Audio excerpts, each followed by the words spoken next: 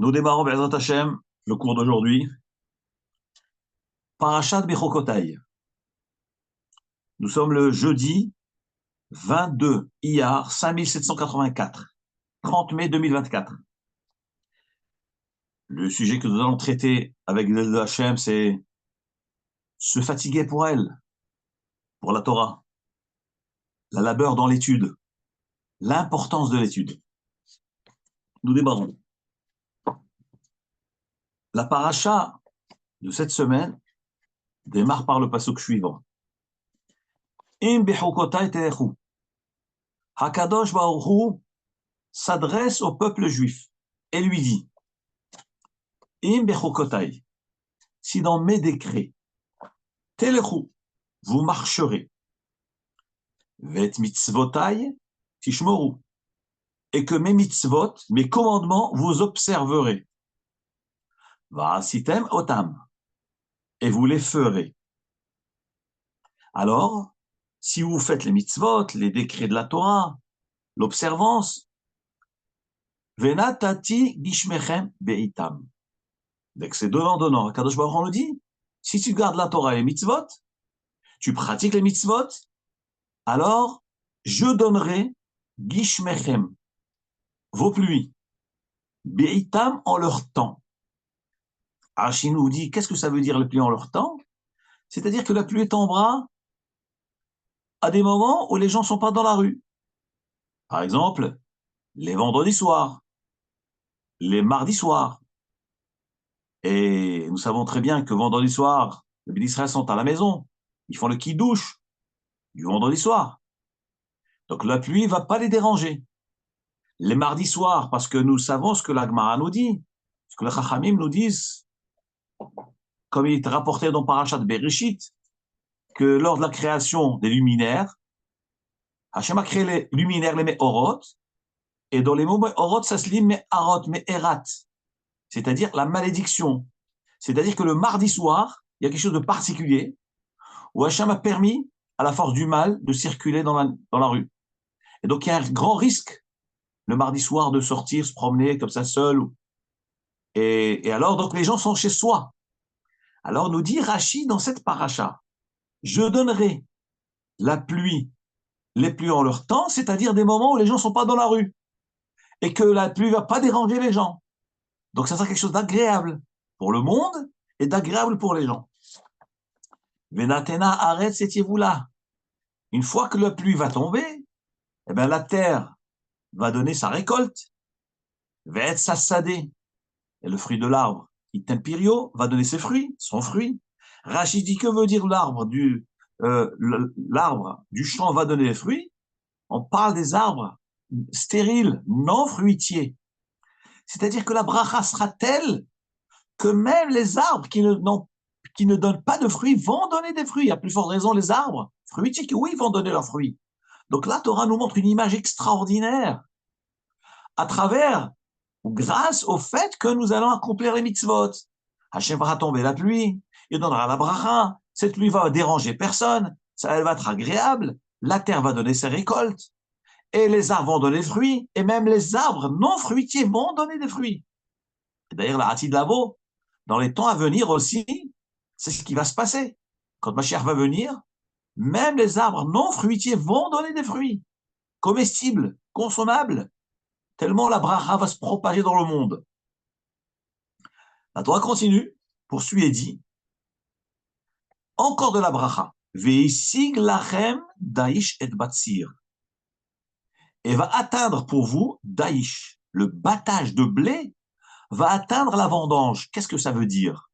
Ça veut dire qu'il va y avoir tellement de bracha, tellement d'abondance dans le monde, qu'il y aura tellement de blé qu'on n'aura pas le temps de le battre. Donc il y a la moisson qui se fait en Nissan. Après, en Shavuot, c'est Iya Sivan, Sahaga Asif. Donc depuis Nice, après la moisson, on laisse sécher le blé dans les champs. Ensuite, on le bat et ensuite on l'engrange. Alors nous dit la Torah, il y aura tellement de récoltes, tellement de céréales dans le monde que vihisig lachem daïch, le battage du blé, c'est-à-dire le fait de séparer les grains des épis, va durer tellement de temps parce qu'il y a énormément de récoltes jusqu'à arriver à la vendange. Et nous savons que la vendange, c'est la fin de l'été, vers septembre. C'est-à-dire que ça va durer, durer, durer. Le temps d'emmagasiner, d'engranger le blé, il y en aura tellement qu'on va atteindre, on va frôler, on va toucher la période de la vendange. Et ensuite, ce n'est pas fini. Au bâtir, Yassig et Zara. Et le temps de la vendange va tellement s'étaler, tellement qu'il y aura de raisins et de vignes qui vont donner leurs fruits abondamment, que la vendange va durer et Zara, jusqu'à l'ensemencement de la prochaine récolte de l'année d'après, c'est-à-dire la fin de l'hiver.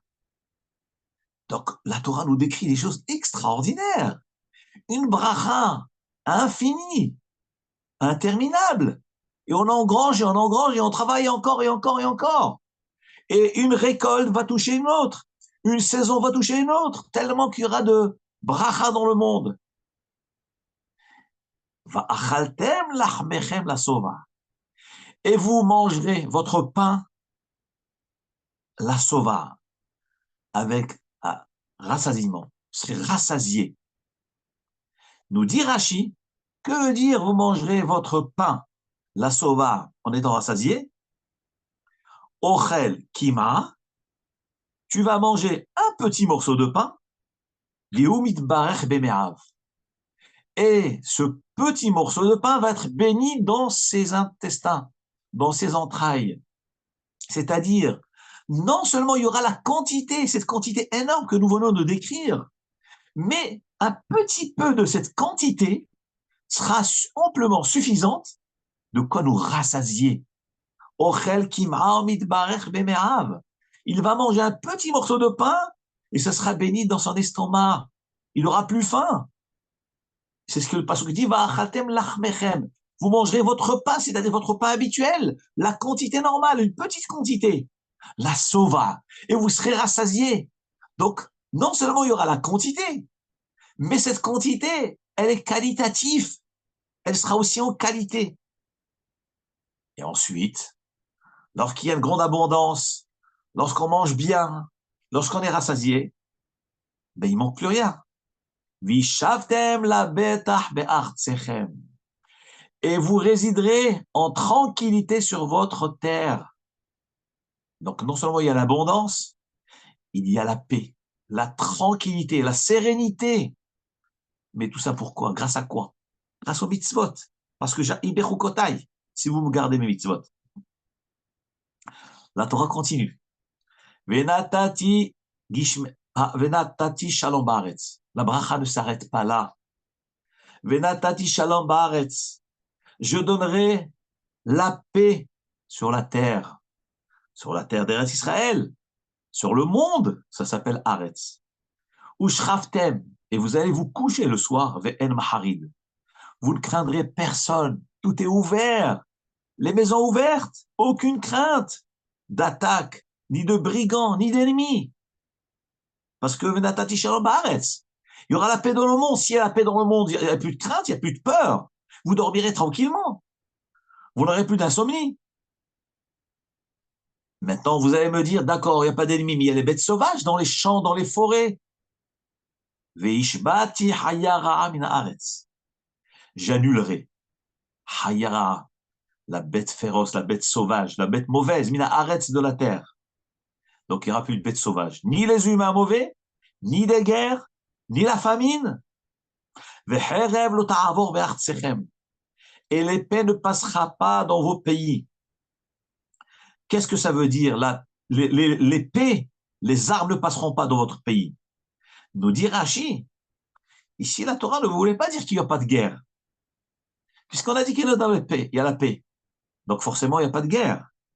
Que veut dire Vecherev lo ta'avor? Il dit Rashi, pas seulement qu'il n'y aura pas de guerre, qu'il n'y aurait pas de guerre, mais même un pays qui veut faire une guerre avec un autre pays, il ne passera pas par votre terre pour attaquer notre pays. C'est-à-dire la paix dans le monde entier. Même l'épée ne passera pas dans votre pays. Et Si toutefois il y a des ennemis, nous dit la Torah, Urdaftem et oivechem. Vous poursuivrez vos ennemis. Venaflu lifnechem lecharev. Tout ça, c'est bisrout les mitzvot dont on a parlé. Bechokota et telechu. Urtavtem et oivechem. Vous allez poursuivre vos ennemis. Venaflu lifnechem lecharev. Et ces ennemis vont tomber devant vous à coups d'épée. C'est-à-dire, ils vont s'enfuir, puisqu'il y a marqué Urdaftem. Vous allez les poursuivre. Donc, ils vont fuir devant vous. Ils vont tous tomber à coups d'épée. Ça ne s'arrête pas là. Veradefu mikem hamishamea. 5 d'entre vous, 5 soldats juifs, vont faire fuir 100 ennemis. Ome amikem, et 100 parmi vous, revava, vont faire fuir une myriade, 10 000, dire dofu. Ils vont faire fuir 10 000 personnes. Venaflo oivechem lifnechem lecharem. Et vos ennemis vont tomber devant vous. Rachamim, il faut remarquer dans ce passouk-là, il y a un problème de proportion. La Torah nous dit qu'il y aura tellement de bracha, tellement d'abondance dans le monde, tellement de kdusha dans le monde, tellement de force qu'Hachem va donner à son peuple grâce aux mitzvot, que les ennemis vont fuir et que 5 juifs vont faire fuir 100. Donc, le rapport de 5 à 100. Donc, pour faire fuir 1000, il suffirait de 50, puisque avec 5 soldats, 5 juifs, on va faire fuir 100 ennemis. Donc, si je n'ai 50 juifs, ils vont faire fuir 1000. Si je n'ai 500, j'ajoute un 0, 500, ils vont faire fuir 10 000. Donc, normalement, d'abord, le premier calcul, la première proportion, où la Torah nous dit 5 vont faire fuir 100. Donc, logiquement, mathématiquement parlant, avec 5000, je fais fuir 10 000. Or, la Torah nous dit, si 5 font fuir 100, eh ben, 100 vont faire fuir 10 000. On a déjà baissé de 400 de moins. D'après la proportion, normalement, il aurait fallu 500 pour faire fuir 10 000. Or, la Torah nous dit 100 avec 100. Alors, il faut comprendre pourquoi la proportion elle change. Retenons cette question-là. Et pour finir, la Torah nous dit, dernier pasouk, alors qu'on peut continuer encore, toutes les brachot abondamment. Ofaniti alechem, et moi Hachem, je vais me tourner vers vous. Je vais montrer ma face à vous. Je vais me révéler à vous.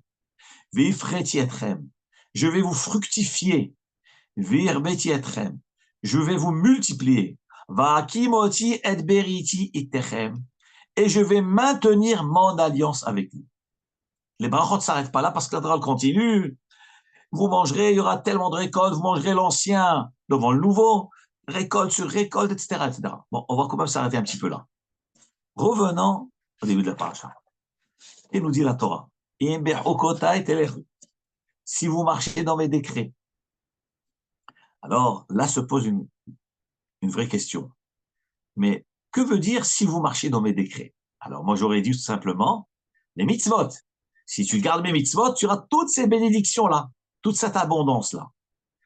Demande le Midrash, comme le rapport de Rashi, mais pourquoi alors il est marqué tout de suite après Ve'et mitzvotai tishmeru, et vous observerez mes mitzvot? Et je ne comprends pas. La Torah vient de dire si tu marches dans mes décrets, donc c'est les mitzvot, pratique des mitzvot, ok. Ve'et mitzvotai tishmeru, et tu pratiqueras mes mitzvot. Encore une répétition, mais on vient de dire et ça ne s'arrête pas là.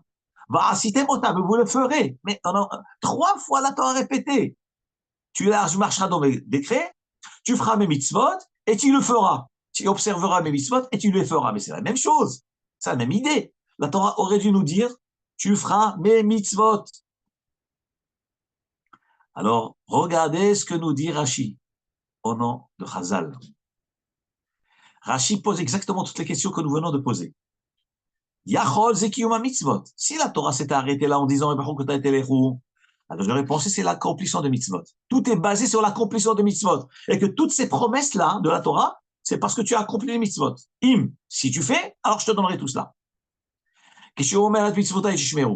Mais quand la Torah dit et tu garderas mes mitzvot, Mais alors, Harekiu ma mitzvot amo. Donc voilà, dans le deuxième verset, on a parlé des mitzvot. Alors pourquoi alors Asuka bechukotai dit Rashi non. Donc là, la Torah va nous révéler autre chose que la mitzvot.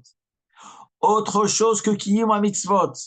Parce que si la Torah voulait nous parler de l'accomplissement des mitzvot, elle aurait dit im mitzvotai tishmeru, tout court. Ou bien im chokotai telechu. C'est tout. Vedatati gishmechem.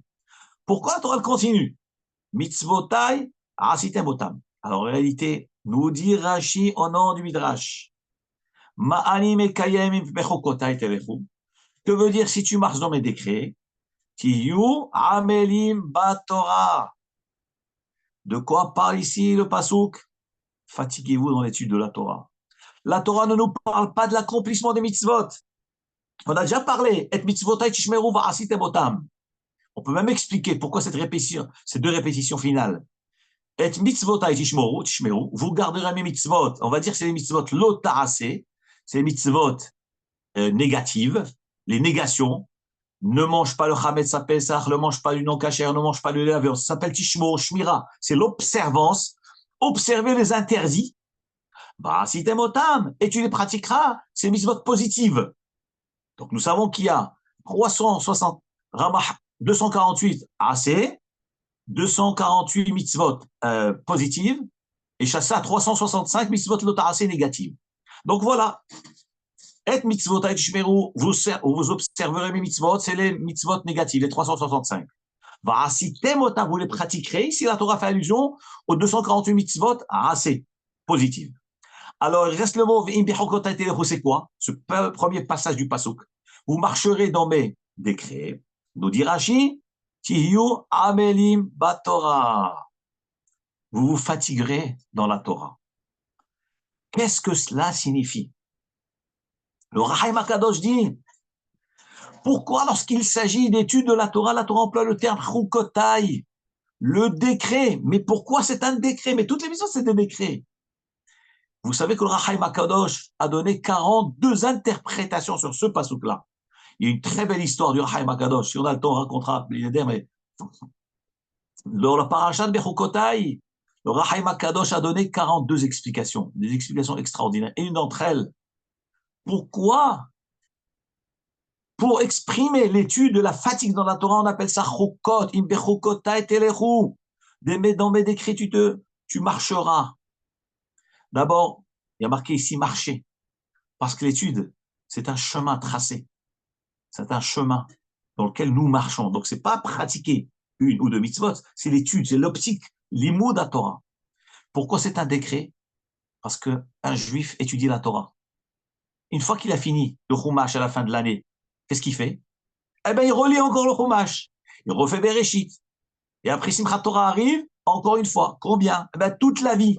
Toute la vie. Et celui qui a fini le chasse, eh bien, il refait le chasse. Il a fini Talmud Babli, eh bien, il fait le Talmud Yerushalmi. Il a fini le Yerushalmi, ben, il refait le Babli. Et après, il refait le Yerushalmi. Il a étudié le Zohar, eh bien, il refait le Zohar. Combien? Mais combien? Un universitaire, les Avdil, une fois qu'il a fini son programme, il fait sa thèse, eh bien, il a terminé. Il passe son doctorat, il a terminé. Dans la Torah, c'est interminable. Ça ne se termine pas. C'est infini. C'est ça le roc. Si vous marcherez dans mes décrets, la Torah, c'est un décret. Tu lis, tu répètes, tu te fatigues et encore et encore. Et ce qui est extraordinaire, c'est que chaque fois qu'on relit, chaque fois qu'on se fatigue, on voit une nouvelle face de la Torah. Une nouvelle facette de la Torah comme ce diamant extraordinaire. Chaque fois que vous le tournez, un angle différent, ben vous avez une couleur différente. C'est ça la Torah. Shiv'im panim la Torah. La Torah a 70 faces. 70 faces. Chaque facette est différente. Chaque aspect est différent. Chaque reflet est différent. Et on ne se lasse pas de la Torah. C'est ça. Chokotai telechu. Si vous marcherez dans mes décrets, la Torah, c'est un décret. Cherche pas à comprendre. T'as fini. Non, t'as pas fini. Tu as fait à peine. Tu as à peine commencé. Et une fois que tu as commencé, quand tu répètes, tu vois, mais tiens, mais la deuxième fois, mais c'est autre chose. Donc du coup, tu te rends compte que même la première fois, c'était autre chose. C'est ça le chok de la Torah. La Torah, c'est miraculeux, c'est particulier, c'est extraordinaire. C'est pour ça que la Torah s'appelle chok. Chokotai telechu, tu marcheras dans mon chemin. David Amelech a employé le terme aussi de Téléchou. Dans le livre Télim, le roi David dit Lechu banim shim'oli. Partez, marchez, mes enfants. Shim'oli, écoutez-moi. Torah d'Hachem à la Metrem. La Torah d'Hachem, je vous enseignerai. Lechu banim shim'oli. Torah d'Hachem à la Metrem. La crainte du ciel, je vous enseignerai. Les Chachamim demandent, mais pourquoi David Amelech dit Lechu banim, partez mes enfants et écoutez-moi. Mais non. Le père, lorsqu'il appelle un enfant, il lui dit viens mon fils, écoute ce que je te dis, approche-toi de moi. Que veut dire David Amelech dans cette phrase-là de Teilim? Lechu banim, partez mes enfants. Shimolé, écoutez-moi. Maintenant, venez mes enfants. On ne dit pas à quelqu'un, pars et écoute-moi. Maintenant, on lui dit, viens, approche-toi de moi, tu vas bien m'écouter. Rapproche-toi de moi. Alors, j'ai entendu d'un de mes amis, ce Chidouche, il y a plus de 45 ans, il s'appelle Rabbi Avraham Abzalag, qui est maintenant en RS. Il avait dit, Lechu banim, David Amelech nous révèle, Ruach HaKodesh, qu'est-ce que ça veut dire écouter ses parents? Qu'est-ce que ça veut dire obéir à Hachem? Obéir à son père, notre cher papa qui est à Kadosh Baruch Hu. C'est pas lorsqu'on est devant lui. Pas quand on est devant le papa. Quand on est devant lui, ben on a peur de lui. Donc évidemment, on n'a pas intérêt à bouger. Non, l'obéissance, elle se montre, elle se révèle lorsqu'elle est loin de lui, lorsqu'on est caché de lui, lorsqu'il n'est pas devant nous. On n'a personne devant nous. On est enfermé dans sa chambre. Personne ne sait ce que je fais dans ma chambre. Je suis enfermé dans moi-même, dans ma pensée, au fin fond de mes pensées. Personne ne sait, ni ma femme, ni mes enfants. Alors, nous dit David Amelech, Lechu banim, lorsque tu pars, lorsque je ne suis pas devant toi, Shimoli, c'est là l'obéissance. Écoute-moi quand tu n'es pas devant moi. C'est là véritablement la preuve que tu obéis. Pas quand tu es devant moi. Devant moi, ce n'est pas une preuve. Parce que tu as peur, tu me crains. Mais la vraie obéissance, Shimoli, c'est ce que David Amelech dit à ses enfants. Partez mes enfants, écoutez-moi ailleurs, pas quand vous êtes là. Et c'est là-bas véritablement, parce que tout ce qu'on étudie, c'est pour se résister dans la galoute, quand on n'est pas au Beth Amikdash, on n'est pas à Yerushalayim, on n'est pas avec ses rabbanim, on n'est pas dans sa yeshiva. Et on obéit à Hachem, on reste fidèle à Hachem. Personne ne me voit, je peux fauter, je peux faire ce que j'ai envie. Non, je reste fidèle à Hachem Itbarach. Les Choubanim, et c'est ce qui est marqué là. Si vous marchez dans mes décrets, c'est quoi Telechou? Vous partez, vous n'êtes même pas à côté de moi. Et ça, c'est un décret, parce que c'est quelque chose d'extraordinaire. Un homme n'est pas devant toi, il est capable de faire ce qu'il veut, il peut faire, il est libre de faire ce qu'il veut. Et nous dit la Torah, c'est un décret. Quand tu es loin de moi, tu accomplis le mitzvot, c'est véritablement un décret, c'est extraordinaire. Extraordinaire d'accomplir le mitzvot, même quand tu n'es pas à côté de moi. Mais, quoi qu'il en soit, nous dit Rashi, rapporte aussi le Midrash, que ici, toutes ces promesses dont nous parle la Torah sont liées à quoi? On ne parle pas des mitzvot. Évidemment, quand on a les mitzvot, Hachem nous donne la bracha. C'est évident. Hachem nous récompense pour les mitzvot. Ici, la Torah nous révèle quelque chose d'extraordinaire et d'unique qui s'appelle Amelim Bat Torah. La fatigue dans l'étude de la Torah, c'est quelque chose de particulier, d'unique. C'est un décret royal. Se fatiguer dans l'étude. Contrairement à ce que certains disent. Mais qu'est-ce qu'ils font ces orthodoxes dans leur yeshiva, dans leurs écoles rabbiniques, du matin au soir, plonger dans des livres? Mais ils rapportent quoi au monde? Chas v'shalom, c'est un picorsout de parler comme ça. Le monde tient sur les lombes des Torah. Le monde tient sur ceux qui se fatiguent dans les mots de la Torah. C'est un décret. Tu ne comprends pas, mais c'est ça justement le décret. Tu ne comprends pas. Et c'est ce que la Torah nous révèle dans cette paracha. Et vous, Amélim, Bat Torah, fatigue-toi. Et certains nous disent, mais ça y est, bon, t'as fini le programme, qu'est-ce que tu refais encore? Et encore, mais jusqu'à quand? Eh bien, toute la vie. Toute la vie, mais je comprends pas. Eh bien, évidemment, tu comprends pas. C'est ça le décret.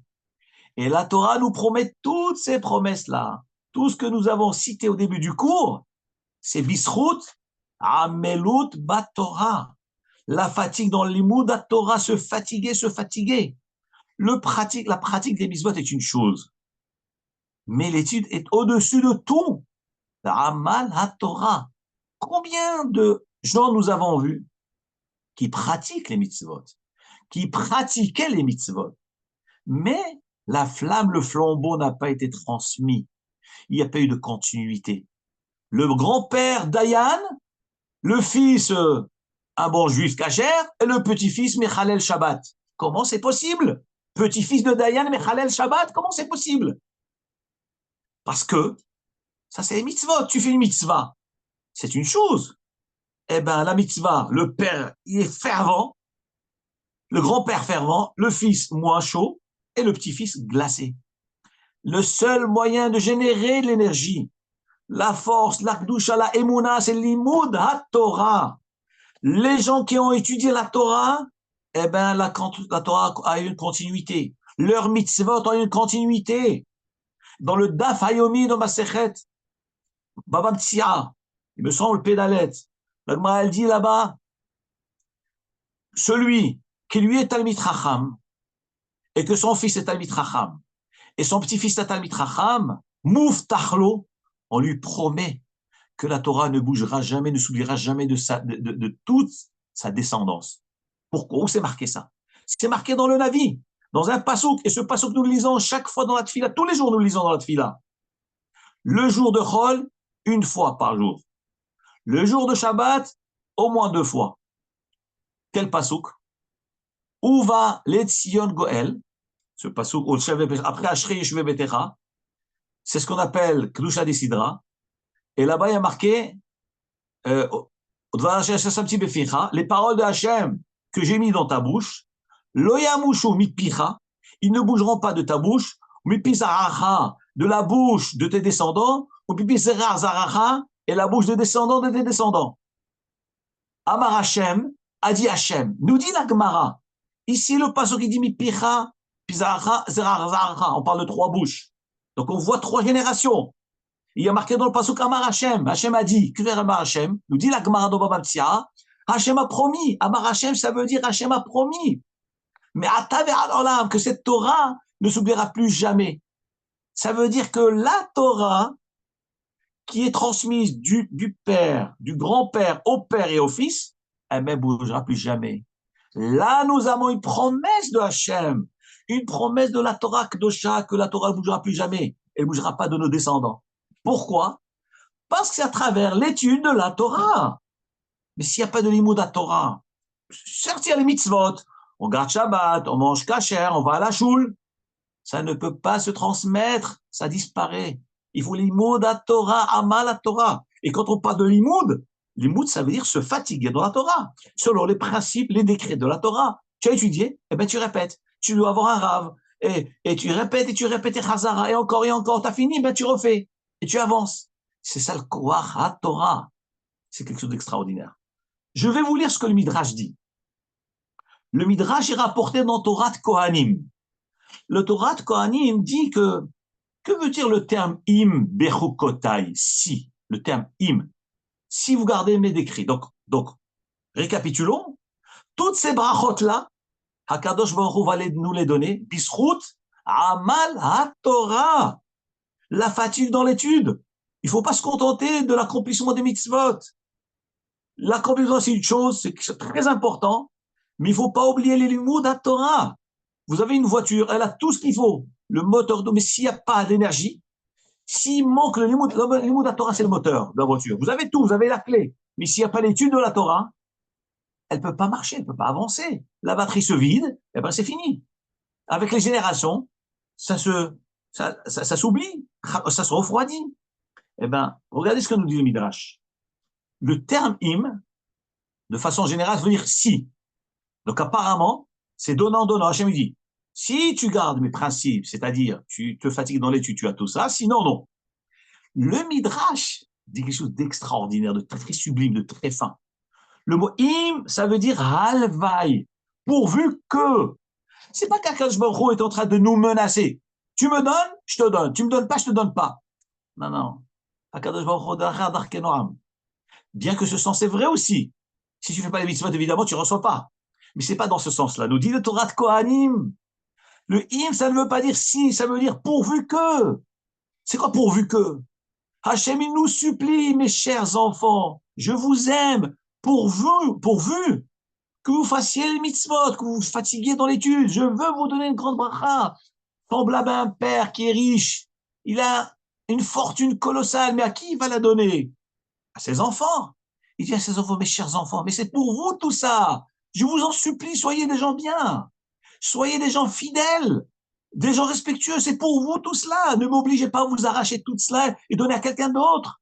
Et à laisser un testament pour des étrangers. C'est pour vous tout ça. C'est ce que nous dit le Midrash dans Torah de Kohanim.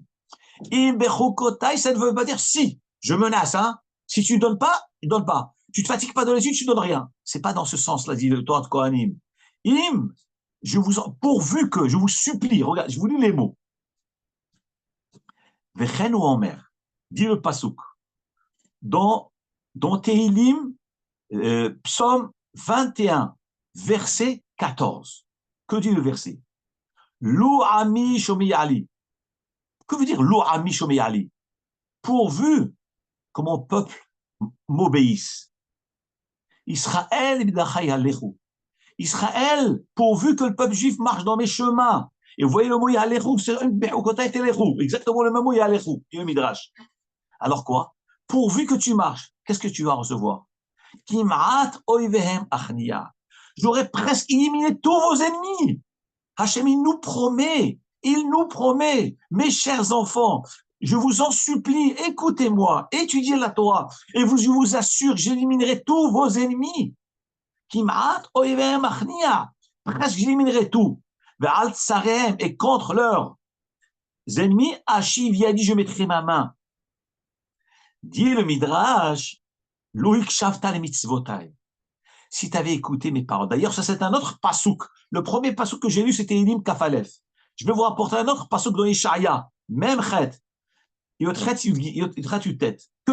nous dit le Navi Ishaïa? Dit au peuple juif. Exactement dans le même ordre d'idée que David Ameler. Loïk Shavta le mitzvotai. Si tu avais obéi à mes mitzvot, tu aurais gardé le Shabbat, fête de Nova, tu n'aurais pas été, tu aurais gardé le Shabbat, tu aurais gardé Simchat Torah, tu aurais été à la choule danser. Eh bien, qu'est-ce qui va se passer? Il n'y aurait rien eu. Il n'y aurait pas eu de massacre. Il n'y aurait pas eu de mort. Ni de mort d'avant, ni de mort d'après, ni les soldats qui sont en train de mourir tous les jours. Rien. Tout serait arrêté, net. C'est ce qu'il dit le Navi Ishaïa. Loïk Shavta les mitzvotai. Si tu avais obéi à mes mitzvot, eh ben, Vayhi kanahar shelomecha. C'est une prophétie. Vraiment, la prophétie d'Ishaïa, nous sommes en train de vivre. Il dit le Navi, si tu avais écouté mes paroles, tu avais écouté mes mitzvot, Vayhi kanahar shelomecha. Eh ben, ta paix sera semblable à un fleuve qui coule abondamment, c'est-à-dire la paix dans le monde, il y aurait eu la paix dans le monde. Vetsit katecha, et ta justice, qui est galé hayam comme les vagues de la mer. C'est extraordinaire ce que le Navi Ishaïa dit. Tout ça pourquoi? Si tu avais gardé mes mitzvot, le monde serait inondé de paix, inondé comme les vagues de la mer, la justice du peuple juif, la grandeur du peuple juif. Vihi kahol zarecha. Et ton peuple serait comme le sable de la mer. Vetseetsae merecha. Et les descendants de tes entrailles, kimrotav, comme les entrailles de la mer. Dit le Midrash. Que veut dire les descendants de tes entrailles seront comme les entrailles de la mer. C'est quoi les entrailles de la mer? Comme les poissons de la mer. Et nous savons très bien, comme nous dit la Gemara dans plusieurs endroits, dans Bracha, dans Shabbat, que la bracha, les dagim ont eu une grande bracha. La Gemara aussi dans Ktubot, que les dagim, pourquoi les dagim, les poissons de la mer sont innombrables? C'est parce qu'ils sont cachés à l'œil de l'homme, cachés de la vue de l'homme.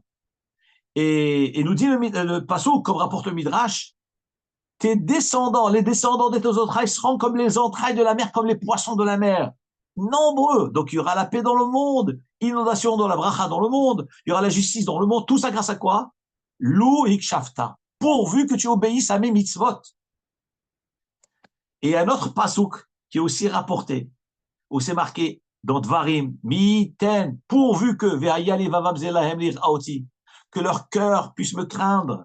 Vishmot comme mitzvotai, kolayamim, garder mes mitzvot tous les jours.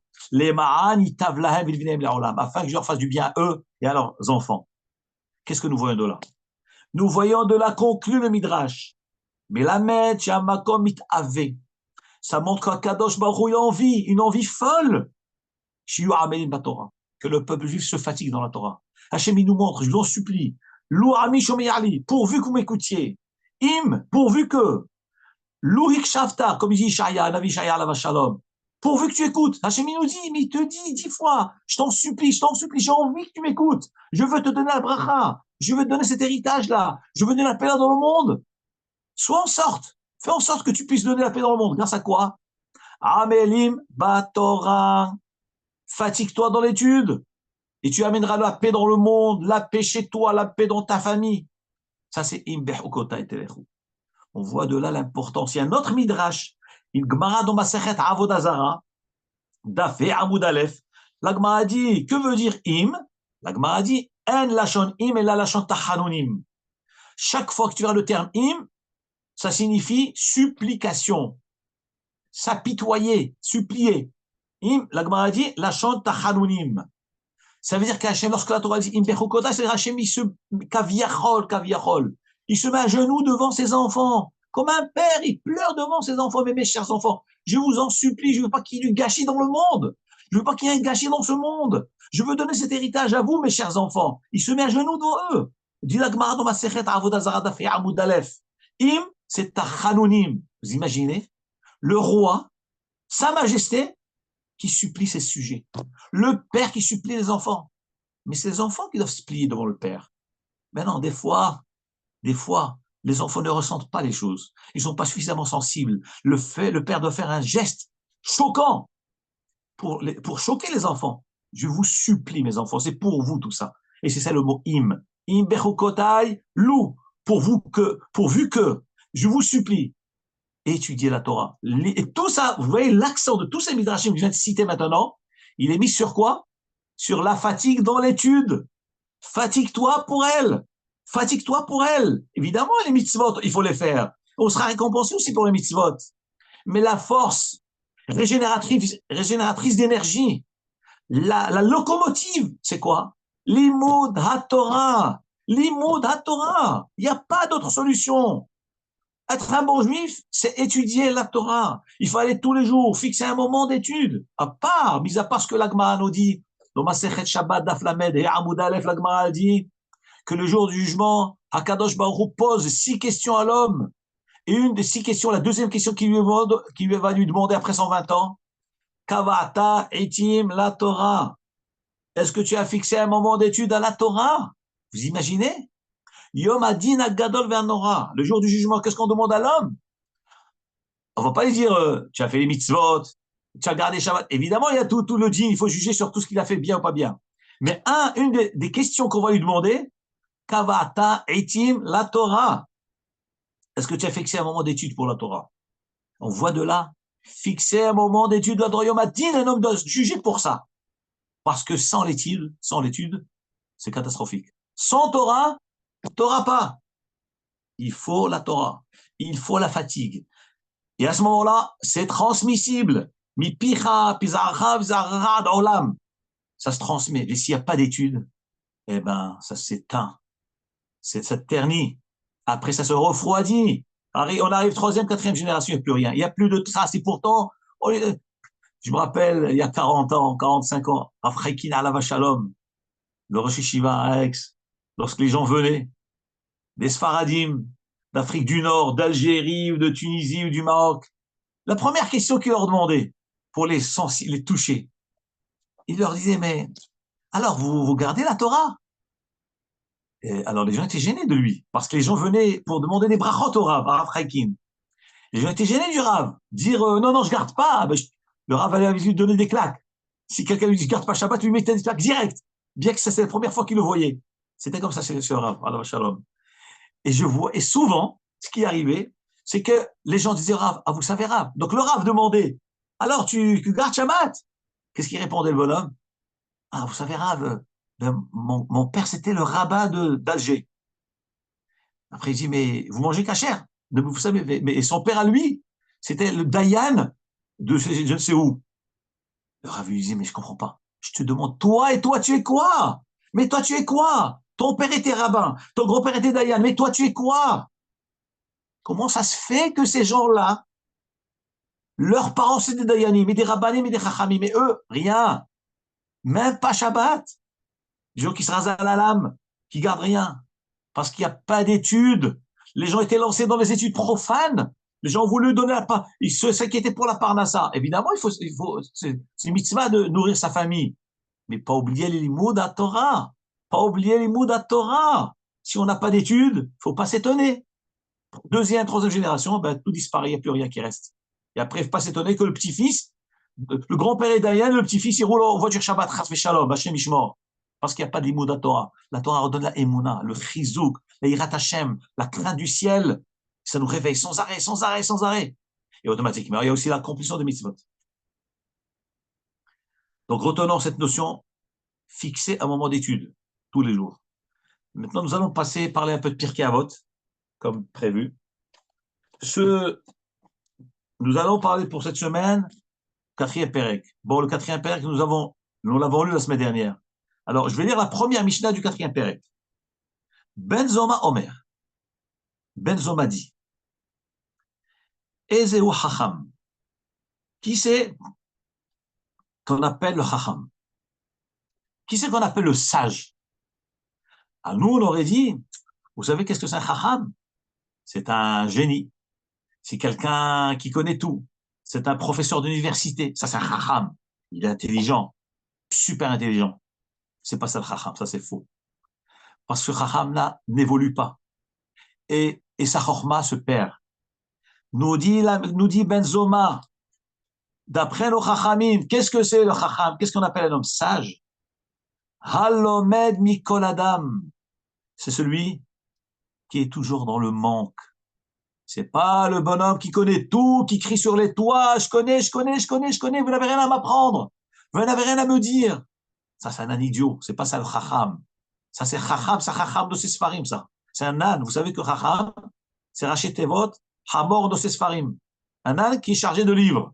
Le bonhomme, il a plein de connaissances, mais il se conduit comme un âne. Il garde pas les mitzvot. Une fois, j'étais dans une communauté, je ne vais pas vous dire où. Comme ça, vous ne devinez pas de qui il s'agit. Il y a 40 ans, Raphaël qui m'a envoyé, m'a dit, écoute, tu vas aller dans cette communauté, tu vas passer Shabbat, il va leur faire une dracha là-bas. J'ai dit, d'accord, Rav, pas de problème. J'étais Bachour. C'est en 1983. J'arrive dans cette communauté. Il y avait un homme qui faisait partie de cette communauté et que après avant la lecture de la Torah, il leur faisait une dracha. Alors moi, naïvement, j'écoutais comme tout le monde. Après la dracha, il prend son vélo, il rentre chez lui à la maison. On parle de Shabbat. Shabbat, il a l'argent dans la poche, les clés de la maison, il prend le vélo, il roule, il fait une dracha Shabbat, il va. Mais je suis tombé par terre. Je dis, attends, mais il est m'chalel Shabbat. Mais il parlait tellement bien. Il était m'chalel Shabbat. Et Bono chez l'Olam. C'est pas ça qu'on appelle le Chacham. Ça s'appelle, celui-là, c'est Rashi Tevot Chachmor dans ses Sfarim. Un âne qui porte des Sfarim. Ça sert à quoi d'avoir des connaissances? Si on n'a pas d'Yirat Hashem, on ne craint pas Hashem. Tu es en train de faire une dracha aux gens. Tu leur parles, Shamor, tu as ma Shabbat les 4 déchaux. Et après ta dracha, tu fermes le livre, tu prends le vélo, tu rentres chez toi, Shabbat Kodesh. Vaut mieux te taire. C'est pas ça. Chacham, c'est quoi? C'est Yireh Shamayim, qui est toujours en manque de connaissances, à la recherche des connaissances, de Avodat Hashem, du Yirat Hashem. Qu'est-ce qu'on peut lui enseigner? Qu'est-ce qu'il peut apprendre de plus? C'est ce que nous dit Ben Zoma. Ezeu Chacham. Qu'est-ce qu'on appelle un Chacham? Et d'ailleurs, chez nous, dans notre terme, un autre langage, dans la Gemara, c'est ce qu'on appelle le Talmid Chacham. C'est quoi le Talmid Chacham? Pourquoi le sage, on l'appelle Talmid Chacham? Traduction des mots, l'élève sage. Mais pourquoi tu l'appelles l'élève sage? Mais non, appelle-le le sage. Le sage, pas l'élève sage. Parce que le Talmid, le Chacham, c'est qui? C'est qui le sage? C'est celui qui est toujours élève. Il est toujours élève. Il apprend. C'est pour ça que le grand sage, on l'appelle Talmid Chacham. Le Talmid, l'élève du sage. C'est ça le sage pour nous. C'est ce qu'il dit Ben Zoma. Ezeu Chacham. Qu'est-ce qu'on appelle un sage? C'est qui? Eh bien, c'est le Talmid Chacham. Halomed Mikol Adam. C'est celui qui apprend de tout homme. Nodi Rabbeinu Ovadia Mebartenu Alav Shalom. D'ailleurs, le Rambam aussi rapporte cela. Que veut dire apprendre de tout homme? Que veut dire de tout homme? C'est quoi l'enseignement là dans ces mots-là? Il dit Afal Pishu Katan Mimenu. Même si c'est de quelqu'un de plus jeune que lui. Il voit un enfant. Un enfant lui fait la réflexion. J'ai déjà assisté à des scènes où un enfant il fait une réflexion à un adulte, gentiment, avec un petit enfant, avec une voix d'enfant, une voix douce, gentille. Et l'adulte qui réagit avec agressivité. Pourquoi? Parce qu'il n'admet pas la vérité de l'enfant. Il n'accepte pas. Ça, c'est pas un chacham. Nous dit Rabben Zoma, Halomed Mikol Adam. Qu'est-ce que c'est un chacham? C'est celui qui apprend de tout le monde. Et dit Rabbeinu Avadé de Barthénora. C'est comme Mikol Adam, Afal Pishu Katan Mimenu. Même si ce quelqu'un duquel tu apprends, c'est pas quelqu'un de plus chacham que toi, évidemment, tu baisses ta tête, il est mieux que toi, donc tu es obligé d'écouter ce qu'il te dit. Mais même quelqu'un de plus jeune que toi, même un enfant, s'il t'enseigne quelque chose de vrai, que tu ne connaissais pas, ou bien imaginez un adulte qui à la choule, il parle. Il y a un petit enfant qui arrive, il dit à l'adulte, vous savez, le Moré m'a dit qu'on n'a pas le droit de parler à la choule. Il te dit ça. Tu réagis comment? Tu acceptes ou tu n'acceptes pas? Eh bien, il faut lui dire, Chazak, mon enfant. Tu as raison, eh bien, je ne vais pas parler. C'est magnifique. Ça, c'est Kiddush Hashem. Ça, c'est Kiddush Hashem. Acceptez le Emet. Si un enfant te dit que tu n'as pas le droit de parler à la choule, tu ne parles pas à la choule. Si un enfant te dit, vous savez, on a appris à l'école, on a appris qu'on n'a pas le droit de parler des paroles de prol pendant Shabbat. Mais accepte. C'est MS qu'il te dit. Ne te révolte pas. Il t'a rendu service. Il t'évite le guinam là-haut. Il te donne du mérite. Accepte. Et tu deviendras chacham comme ça. C'est ce qu'il dit. La Mishnah, Ben Zoma. Allomed Mikol Adam Afilu Katan. Alors il dit, Rabbeinu Avadot Barthénora, Shekevan Sheno Chasal Kvodo, Velomed Minaktanim, étant donné que cet homme-là, il tient pas compte de son honneur, parce qu'évidemment, un homme est touché, il est vexé qu'un petit jeune homme lui fait cette réflexion-là. Donc il tient pas compte de son kavod, de son amour propre, de son orgueil. Il met de côté son orgueil. Et il veut apprendre du petit. Nikarim, Hadvarim, Shechochmato hi leshem shamayim. Cette attitude de l'adulte montre que la conduite de cet homme est leshem shamayim. Sa'avodat Hashem est leshem shamayim. Lorsqu'on fait une réflexion à un adulte, lorsqu'un enfant fait la réflexion à l'adulte, et l'adulte accepte, donc il est touché, il est vexé, il a honte que le petit lui fasse la réflexion. Il accepte, il lui dit chazak. Ça montre que la avoda de l'adulte est une avoda l'echvod Hashem itbarach. Pour l'amour de Hashem, pour l'amour de la vérité, pour l'amour de la Torah. Évidemment, Hakadosh Baruch Hu va donner une bracha extraordinaire à cet adulte-là. Évidemment, pas seulement l'enfant, même l'adulte aura une bracha extraordinaire à tel point qu'il arrivera à un stade qui s'appellera Talmid Chacham. Ça s'appellera Chacham. C'est ce que la Mishnah dit. Tu vas prendre un petit. Eh bien, tu t'appelleras le Chacham de la Torah. Regardez ce que c'est le Emet.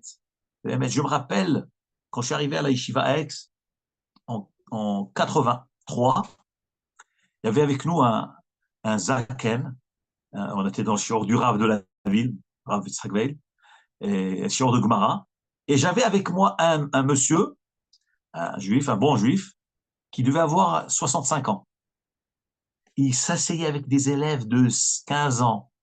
Avec nous, on avait 16, 17 ans. On était assis, il était assis avec nous. Tous les jours, il rentrait au shiur de Gemara, il prenait des notes, et des notes, et des notes. Et j'étais impressionné de voir cet adulte qui était un intellectuel, qui était Yirei Shamayim et qui suivait le cours du Rav. Après le cours, il rentrait au Beth Midrash, lorsqu'on faisait la répétition du cours, la Chazara, et ben il demandait aux élèves, comment tu as compris ça? Comment le Rav a dit ceci et cela? Et cet homme-là, plus tard, est devenu un Talmid Chacham. Il a écrit des Sfarim en langue française. Un Talmid Chacham extraordinaire. Qu'est-ce qu'on voit de là? L'humilité. L'humilité, tu vas apprendre la Torah. Accepte, même d'un plus jeune que toi. Halomed Mikol Adam. Chez Nehemar, comme il est dit, Mikol Melameda Yeskalti, David Abel Khadi, de tous mes enseignants, je me suis assagi, qui est de Techa, car tes témoignages, c'était ma discussion et ma parole. C'est-à-dire de ce passage que nous voyons, que David Abel Khadi, tellement qu'il aimait la Torah, tellement qu'il aimait Hachem, tellement qu'il était Yirei Shamayim, eh ben, il disait, Mikol Melameda Yeskalti, j'apprends de tout le monde. Tout celui qui veut m'enseigner quelque chose, je suis à apprendre de lui. J'apprends de lui. Et on voit dans l'histoire, dans Makot, plusieurs histoires dans le Midrashim, que David Amalek a appris beaucoup de choses. Ahitophel, Ahitophel lui a enseigné deux choses. Il lui a enseigné que quand on rentre au Beth Midrash, il faut pas rentrer avec Omazekoufa en étant droit, debout. Comme ça, parce qu'il y a marqué Mimikdash Itira où tu crains de rame en sanctuaire.